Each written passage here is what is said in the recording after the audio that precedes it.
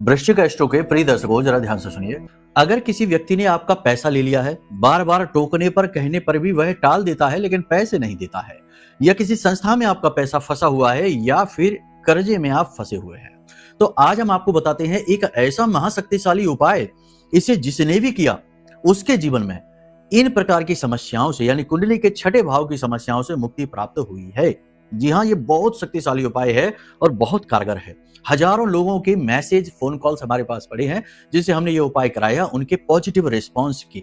ठीक है, तो पूरे विश्वास के साथ आपको इस उपाय को करना है। बिल्कुल टेंशन मत लो, 11 दिनों के अंदर अंदर आपके लिए मार्ग खुलेंगे। ठीक है, तो इस उपाय को आपको कैसे करना है ध्यान से समझिए, लेकिन उससे पहले एक बात ध्यान से समझिए कि हो सकता है कि आपकी कुंडली में मंगल बद का हो या बुरा बद हो, या फिर आपकी कुंडली के छठे भाव में किसी प्रकार का कोई ऐसा योग बन रहा हो, जैसे कुंडली के धन भाव का छठे भाव से संबंध है, 10वें भाव का छठे भाव से, 11वें का छठे भाव से, तो आपके जीवन में कर्जा और पैसे को लेकर दिक्कत, कष्ट बना ही रहेगा, कभी नहीं मिटेगा। तो पहला काम है कुंडली का आकलन कराइए, ताकि ये जो पाप ग्रह योग है इनसे आपको छुटकारा मिल सके। फिर हर उपाय काम करेगा, हर कर्म का आपको पूरा फल मिलेगा। ठीक है, तो चलिए अब उपाय को ध्यान से सुनिए। आपको ये उपाय किसी भी मंगलवार के दिन से प्रारंभ करना है। क्या करना है ध्यान से सुनिए। मंगलवार के दिन आपको सुबह सोकर जब जागना है तो सूर्य देवता को अर्घ देना है। सूर्य को नारायण कहते हैं, जीवन के पालक हैं और पंचदेवों में शामिल हैं, यानी कि ब्रह्मा विष्णु महेश जैसा बल है सूर्य नारायण के पास, इसीलिए तो उन्हें नारायण कहा जाता है।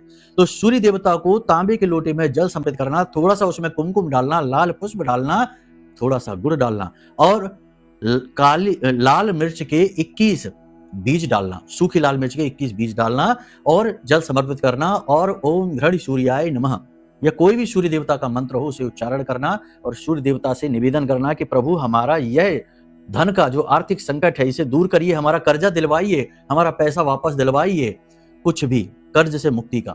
ठीक है, इसी के साथ साथ अब शाम के समय आपको क्या करना है। शाम के समय आपको हनुमान जी के मंदिर जाना है, उन्हें मीठे पान का बीड़ा और उसके ऊपर एक जायफल रखकर समर्पित करना है और गुड़ चने का भोग लगाना है और 11 बार हनुमान चालीसा का पाठ करना है, 1 बार बजरंग बाण का पाठ करना है।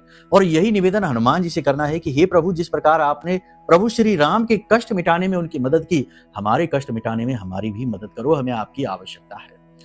हनुमान जी के गुरु है सूर्य देवता, और जब गुरु और शिष्य की जोड़ी से आप निवेदन करेंगे तो देखिए 11 दिनों के अंदर अंदर मार्ग खुल जाएंगे।